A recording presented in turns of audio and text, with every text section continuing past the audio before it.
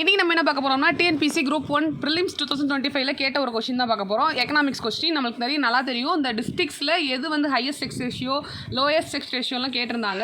அது வந்து பார்த்தீங்கன்னா 2011 சென்சஸ், தமிழ்நாடு சென்சஸ் தான் அது. இது நம்ம புக்கில் இருக்குது. 11th புக் இருக்கு இல்லையா, 11th எக்கனாமிக்ஸ் புக் இருக்கு இல்லையா, அதில் தான் வந்து கொடுத்துருக்காங்க.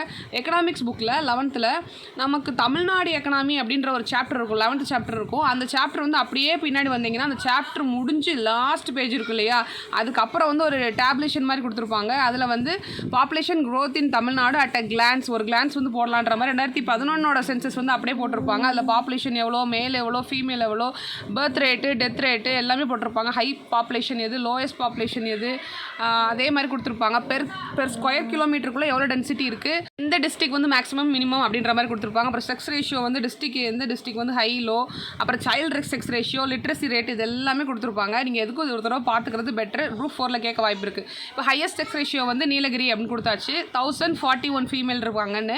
லோயஸ்ட் செக்ஸ் ரேஷியோ வந்து தேனி 900 ஃபீமேல்ஸு.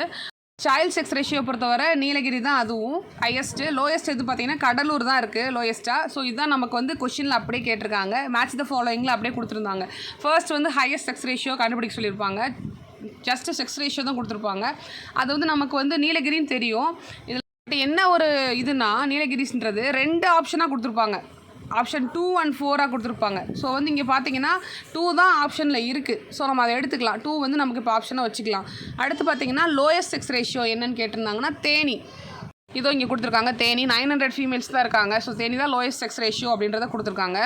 ஸோ ஆப்ஷன் வந்து பார்த்தீங்கன்னா செகண்டுக்கு 1 தான் ஆப்ஷன், தேனி தான் ஆப்ஷன். அப்போ இதில் பார்த்தீங்கன்னா ஏசி ரெண்டுமே வந்து 2 and 1 அப்படின்னு கொடுத்துருக்காங்க. ஏவும் கொடுத்துருக்காங்க, சியும் கொடுத்துருக்காங்க. அப்போ இந்த இடத்துல ஃபைனலாக நம்ம டிசைட் பண்ண போகிறது இந்த சி அண்ட் டி தான் ஆப்ஷன். அப்புறம் ஹையஸ்ட் செக்ஸ் ரேஷியோ என்னன்னு கேட்டிருக்காங்க. அதுவும் வந்து நீலகிரி தான்.